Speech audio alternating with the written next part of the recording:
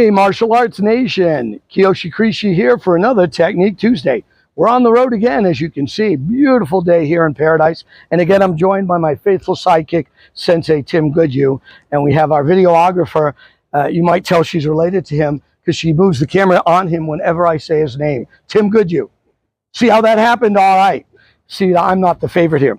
So we were talking about some KOSHO KEMPO concepts, one of which was connecting the upper and lower base, which simply means moving your body in harmony. Any good kinesiologist will tell you that's the way your body should move.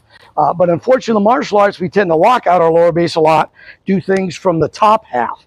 And that is not the smart way, ultimately, to do it.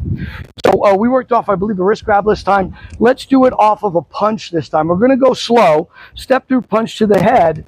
If I block here, but I want you to go really slow and resist, you're going to find that I don't have the strength to pull that off, really.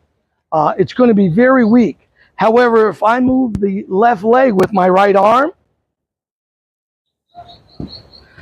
his entire body weight can be stopped with my pinky.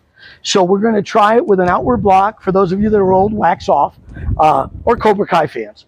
And I'm going to make sure that I time the Hyoshi and my left foot with my right hand. So the power comes from there. We'll do it once from the other side. Oh, look, you must have been in the sand. So the foot moves with the hand, same time, not before, not after. That's a hit because that's over. All right, baby. That is Technique Tuesday on the road for you. I hope you're enjoying it. Don't be a jerk. Subscribe. I'll see you on the mat.